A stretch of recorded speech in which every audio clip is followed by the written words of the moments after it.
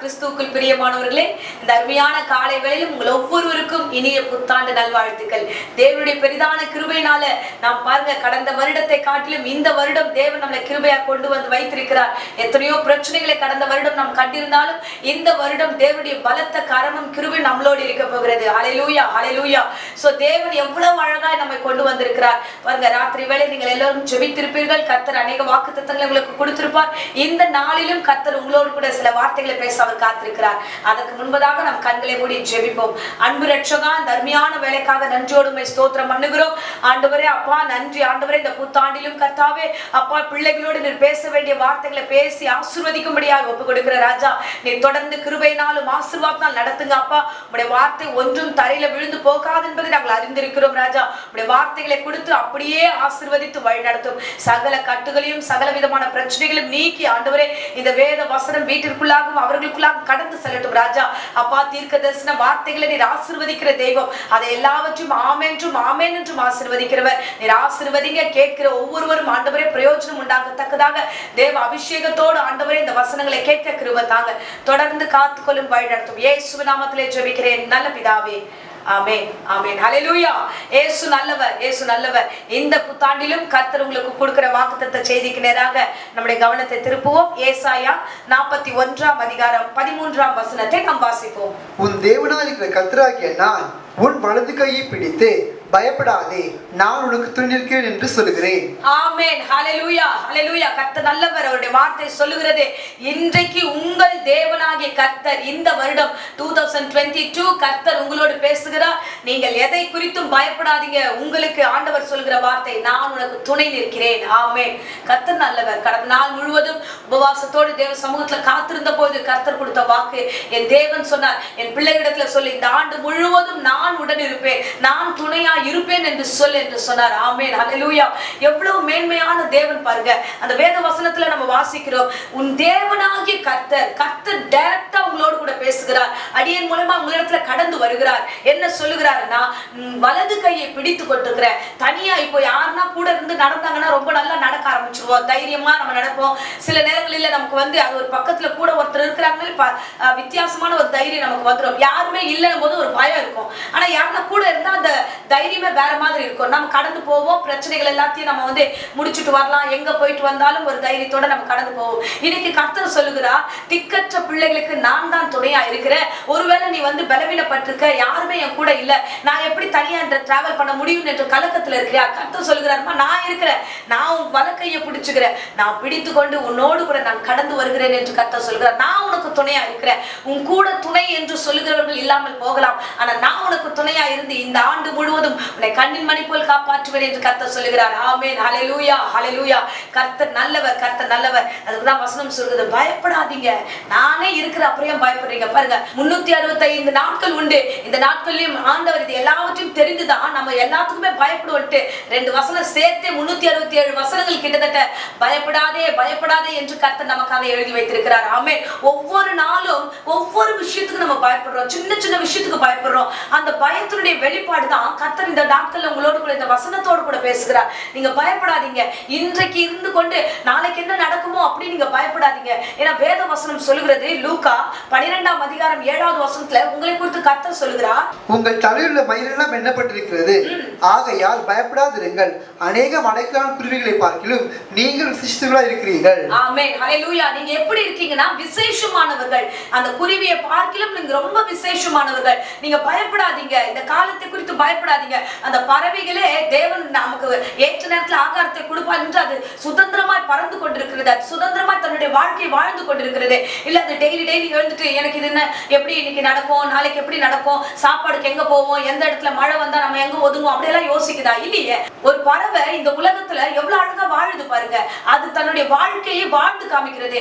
இன்றைக்கு நீங்க உங்க மனநிலைமையில கொண்டு வாங்க, கர்த்தர் எனக்கு துணையா இருக்கிறேன், நான் ஏன் பயப்படணும், கர்த்தர் என்னை நடத்துவார் என்ற ஒரு நம்பிக்கையோட விசுவாசத்தோட நீங்க கடந்து வாங்க. ஹல்லேலூயா, ஹல்லேலூயா. விசேஷமாக ஒரு சில காரியங்களை சொல்லிட்டு உங்களுக்காக நான் ஜெபிக்கிற பாருங்க. இந்த நாட்கள்ல முதலாவது ஒரு காரியத்தை பேச நான் விரும்புகிறேன். கர்த்தர் உங்களை பார்த்து சொல்லுகிறார், முதல்ல நமக்கு என்ன பயம் வரும்னா, நம்ம வீட்டை குறிச்சுதான் பயம் வரும். ஐயோ, என் வீடு, என் என் பிள்ளைங்க என்னோடு கூட இருக்கிறவங்க என் குடும்பம் எப்படி இருக்கும், இதை குறித்துதான ஒரு டென்ஷன் அதிகமா இருக்கும். இது தீர்க்க தரிசனமான வார்த்தை. இந்த வருகிற இந்த நாட்களில கர்த்தர் சொல்லுகிற வார்த்தை என்ன தெரியுமா? நான் உன்னோடு கூட இருக்கிறேன், நான் உனக்கு துணையா இருக்கிறேன். அது மாத்திரமல்ல, உன் குடும்பத்தை பராமரிப்பேன் என்று கர்த்தர் சொல்லுகிறார். வாசிப்போம். ஆதியாகமம் 50ஆம் அதிகாரம் 21ஆம் வசனத்தை வாசிப்போம். ஆதலால் பயப்படாதிருங்கள், நான் உங்களையும் உங்கள் குழந்தைகளையும் பராமரிப்பேன். ஆமென், ஹல்லேலூயா. பாருங்க, ஆண்டவர் எவ்வளவு அழகாய் முதல் வார்த்தை சொல்லுகிறார். உங்களையும் பராமரிப்பேன், உன் பிள்ளைகளையும் பராமரிப்பேன். ஆமென். இந்த வார்த்தை சொல்லும்போது உண்மையாகவே என் தேவன் என்னோடு கூட இருக்கிறார் என்பதையும், என் தேவன் என்னோடு முகமுகமாய் பேசினார் என்பதையும் அடியேன் உணர்ந்து கொண்டேன். தேவன் எவ்வளவு அழகாய் நடத்தி கொண்டிருக்கிறார். ஹல்லேலூயா. கடந்து வந்த பாதைகளை நினைத்து பார்த்தா ஆச்சரியமா இருக்கு. இன்னைக்கு நம்ம உயிரோடு இருப்பதே தேவனுடைய கிருபை தான். தேவன் நம்ம இந்த வருடம் காண வேண்டும் என்று வைத்திருக்கிறார். இன்னும் பெரிய காரியங்களை செய்யவும் அவர் காத்திருக்கிறார். அவர் சொல்லுகிறாருமா, மற்ற காரியங்களை பயப்படாதம்மா, உன்னையும் பராமரிப்பேன், உன் பிள்ளைகளையும் பராமரிப்பேன். இந்த பிரசங்கத்தை கேட்கிற அருமையானவர்களே, உங்களையும் கர்த்தர் பராமரிப்பார். உங்களுக்கு என்ன தேவை, என்னென்ன வேண்டும், நீ எங்கே போக வேண்டும், என்ன செய்ய வேண்டும், எப்படி வாழ வேண்டும் என்ற எல்லா காரியத்தையும் உனக்கு துணையா இருக்கிறார். உனது வலது பக்கத்துல துணையா இருக்கிறார்ல, அவர் சொல்லுகிற வார்த்தை, நான் உன்னை பராமரிப்பேன், உன் பிள்ளைகளையும் பராமரிப்பேன். பிள்ளைகளுக்கு தேவைகள் அநேகம் உண்டு, அநேக காரியங்கள் இருக்கும். ஒருவேளை உங்களுக்கு கவலையா இருக்கும், ஃபீஸ் எப்படி கட்ட போறோம் தெரியலையா, அடுத்து நம்ம வீட்டின் காரியம் எப்படி பார்க்க போறோம், அதெல்லாம் குறித்து எந்த கவலையும் வேண்டாம், கர்த்தர் பராமரிப்பார். ஆமென், ஹல்லேலூயா. இயேசு நல்லவர். ஒருவேளை உங்கள் தகப்பனாகட்டும், உங்கள் தாயாகட்டும், இல்லைன்னா உங்க உடன் பிறந்தவர்களாகட்டும், உங்கள் கணவராகட்டும், மனைவியாகட்டும், யாராவது நான் கூட இருக்கிறேன்னு இருந்துட்டு ஒருவேளை உங்களை விட்டுருக்கலாம். ஆனா கர்த்தர் விட மாட்டார். அவர் சொல்லுகிறார், நான் உனக்கு துணையா இருக்கிறேன், நான் உன்னை நடத்துவேன் என்று. ஆமென் என்று சொல்லுவோம். நீங்கள் இருந்த இடத்துல ஆமென் என்று சொல்லும் போது உண்மையாகவே இந்த வார்த்தைகள் உங்கள் வாழ்க்கையில நிறைவேறும். கர்த்தர் சொன்ன வார்த்தையை ஏற்றுக்கொண்டு, ஆமா ஆண்டவரே, நீங்க எங்க வீட்டுக்கு வாங்க, எங்களை பராமரிக்க, எங்களை பாதுகாத்துக் கொள்ளுங்க என்று சொல்லுங்கள். நிச்சயமாய் கர்த்தர் சொன்ன வார்த்தை நிறைவேற்ற வல்லவராய் இருக்கிறார். ஆமென், ஹல்லேலூயா, ஹல்லேலூயா. கர்த்தர் நல்லவர். பாருங்க, அடுத்ததாக நம்ம காரியத்தை பார்க்கிறோம்.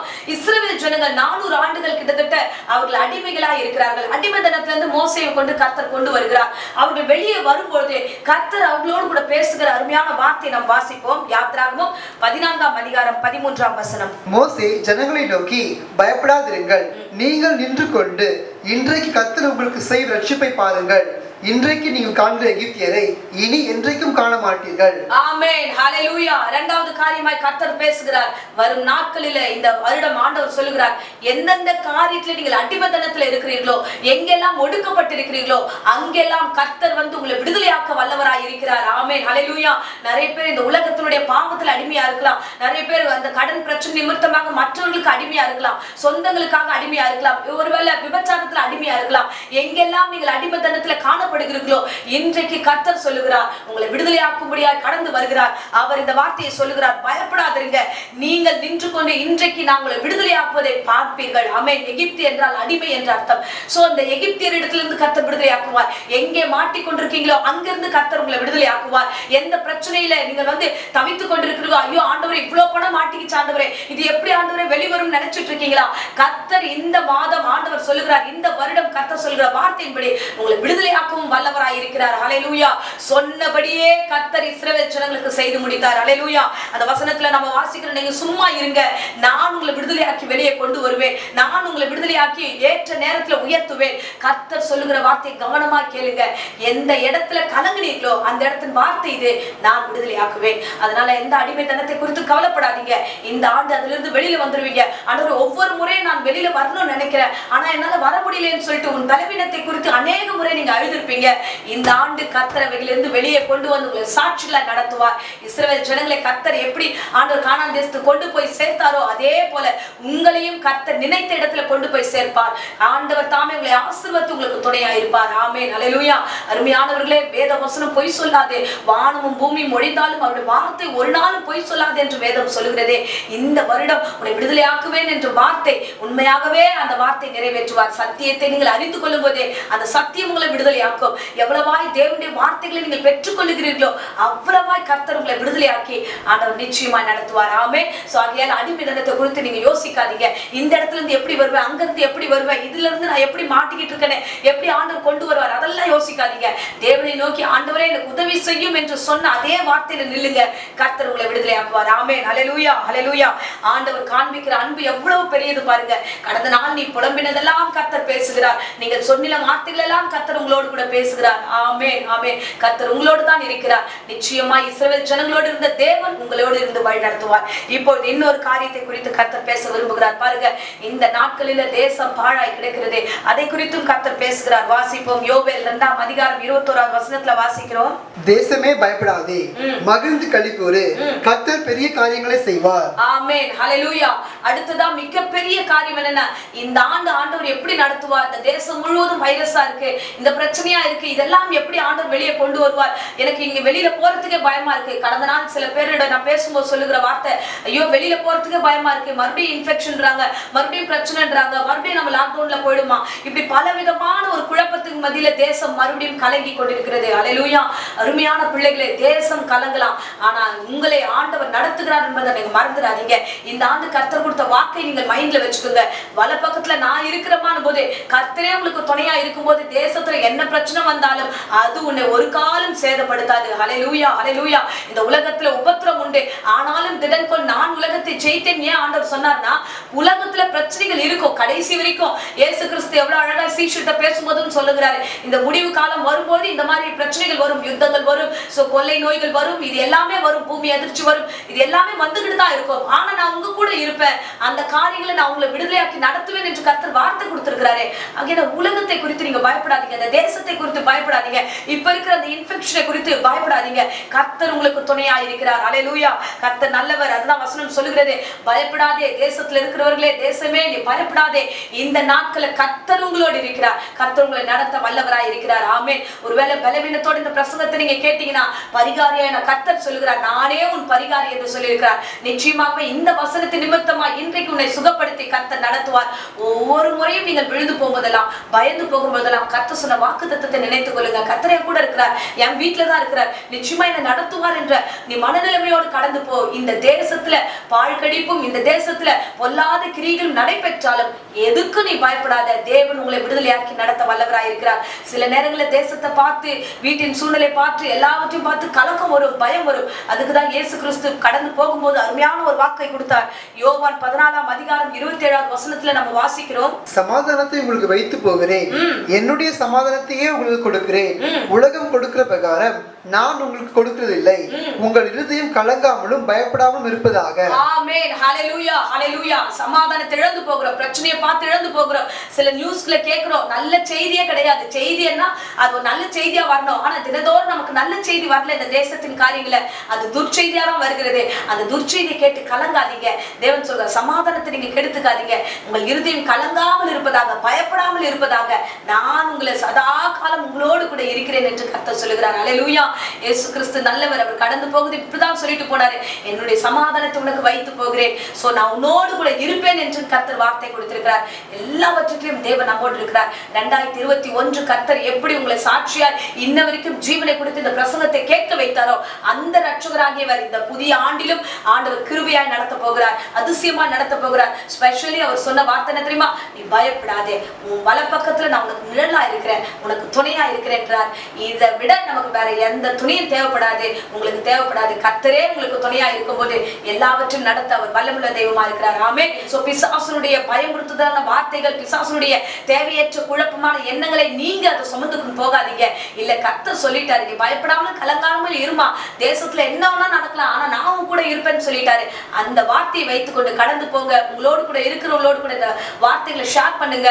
எல்லோரு இடத்துல சொல்லுங்க, கர்த்தர் நம்மோடு கூட இருக்கிறார், நம்ம வீட்டுல இருக்கிறார், வலப்பக்கத்துல இருக்கிறேன் என்று சொன்னார், பயப்படாதே என்று சொன்னார். நீங்க வேணா டெய்லி உங்க கேலண்டர்ல ஒரு நாள் பக்கத்துல பயப்படாதேன்னு எழுதி வச்சுக்கோங்க. டெய்லி பார்க்கும் போதெல்லாம் ஒவ்வொரு சின்ன சின்ன விஷயத்துக்கு பயப்படுறீங்க. சோ இனி உங்க ஒவ்வொரு நாள் அந்த கேலண்டர்ல அந்த வார்த்தைகளை நீங்க வந்து பயப்படாதே பயப்படாதேன்னு எழுதி வைத்துக்கோங்க. ஏன்னா சின்ன சின்ன விஷயத்திலையும் நம்ம பயப்படுறோம் கர்த்தர் அறிந்துதான் இந்த வாக்கை நமக்கு கொடுத்திருக்கிறார். உண்மையாகவே உங்களோட தீர்க்க தரிசனமாய் பேசியிருக்கிறார். வார்த்தைகளை வைத்துக்கொண்டு கடந்து போங்க. அந்த வார்த்தை உங்களை விடுதலையாக்கும். அந்த வார்த்தை உங்களையும் உங்கள் குமாரரையும் ஆசீர்வாதமாய் நடத்தும். பராமரித்து நடத்துவேன் வார்த்தை கொடுத்திருக்கிறார். அவர் உங்களோடு கூட இருக்கிற சமாதானமா இருங்கன்னு சொல்லியிருக்கிறார். இந்த 22 உண்மையாகவே கர்த்தர் உங்களோடு இருந்து உங்களை சமாதானமா நடத்துவார். இப்பொழுதும் அடியேன் உங்களுக்காக ஜெபிக்கிறேன். இருந்த இடங்களை கண்களை மூடி ஜெபிப்போம். ஆமென். நன்றி ஆண்டவரே, நன்றி கர்த்தாவே, எத்தனை அருமையான கிருபையா எங்களை நடத்தி கொண்டிருக்கிறீர். அச்சா இயேசுவே, உம்மை ஸ்தோத்திரம் பண்ணுகிறேன். பண்ணுகிறோம். ஸ்தோத்திரம். எல்லோரும் ஸ்தோத்திரம் பண்ணுவோம். கடந்து வந்த எல்லா நாட்களுக்காக நன்றி சொல்லுங்க. ஒரு நிமிஷம் எல்லா கண்களை மூடி இந்த தேவ செய்தி கர்த்தர் உங்களோடு கூட பேசியிருக்கிறார். ஆண்டவரே, கடந்து வந்த எல்லா பாதைகளுக்கு நன்றி நன்றி நன்றி ஆண்டவரே. அப்பா, இந்த புதிய ஆண்டிலே எங்களை கொண்டு வந்து நிற்க வைத்தீரே, உமக்கு நன்றி ராஜா. நன்றி கர்த்தாவே, நன்றி ஆண்டவரே. அப்பா, இந்த யூடியூப் மூலமா பார்த்து கொண்டிருக்கிற ஒவ்வொரு பிள்ளைகளையும் நீ குடும்பம் குடும்பமாய் ஆசீர்வதிக்கும்படியா ஒப்பு கொடுக்கிற ராஜா. அப்பா, பயப்படாதே என்று சொன்னீரே ராஜா. இந்த வார்த்தைக்காக நன்றி செலுத்துகிற அப்பா, நன்றி நன்றி நன்றி ஆண்டவரே. உனக்கு துணையா இருப்பேன் என்று சொன்னீரே ராஜா. அதற்காய் கோடான கோடி ஸ்தோத்திரம் ஆண்டவரே. துணையா இருந்து ஆண்டவரே பாதுகாத்து நடத்துவீராக. அப்பா, அந்த குடும்பங்களை பராமரிப்பேன் என்று சொன்னீர். அடிமையா இருக்கிறதுல இருந்து விடுதலையாக்குவேன் என்று சொன்னீர். தேசத்துல கொள்ளை நோய் வந்தாலே நீ பயப்படாதே, நான் உன்னோடு இருக்கிறேன் என்று சொன்னீர். அப்பா, இந்த வார்த்தைகளுக்கெல்லாம் நன்றி செலுத்துகிற ராஜா. இவ்விதமாகவே இந்த வார்த்தைகளை இந்த பிள்ளையுடைய வாழ்க்கையில் நிறைவேற்றும். தேவ பிள்ளைகள் பயத்தோட எதிர்காலத்தை குறித்து பயம் ஆண்டவரே, எதிர்காலத்துல என்ன செய்வோம் என்ற கலக்கம் ஆண்டவரே, இந்த வீட்டை எப்படி கட்டி முடிப்போம் என்ற ஒரு பயம் ஆண்டவரே. அப்பா கர்த்தாவே, இந்த மருத்துவமனையிலிருந்து நான் எப்படி வெளியில வருவேன் என்ற பயம், பல விதமான பயத்துக்கு மத்தியில பிள்ளைகள் ஆண்டவரே இந்த வேளை இந்த பிரசங்கத்தை கேட்டுக்கொண்டிருந்தா நீ சொன்ன வாக்குத்தத்தம் இந்த பிள்ளையுடைய வாழ்க்கையில் நிறைவேறுவதாக. பயத்தையும் பலவீனத்தையும் உண்டு பண்ணுகிற சாத்தானை இயேசுவின் நாமத்தில் சபித்து கட்டுகிறேன். பரிசுத்த ஆவியானவர் இந்த 1ஆம் தேதி தேவ அபிஷேகம் இந்த பிள்ளைகளை நிரப்பட்டும். இந்த ஆண்டு முழுவதும் காத்துக்கொள்ளட்டும், தொடர்ந்து காத்துக்கொள்ளும், வழி நடத்தும். இயேசுவின் நேற்று நாமத்தில் ஜெபித்து ஒப்புக் கொடுக்கிறேன் ஜீவனுள்ள நல்ல பிதாவே, ஆமென் ஆமென். Praise the Lord. So இன்னொரு முறை உங்கள் ஒவ்வொருவருக்கும் இனிய புத்தாண்டு நல்வாழ்த்துக்கள். தேவன் உங்களோடு கூட இருந்து உங்களை ஆசீர்வதித்து நடத்துவார். So உங்களை சார்ந்தவர்களையும் கர்த்தர் தாமே ஆசீர்வதிப்பார். ஆமென். God bless you.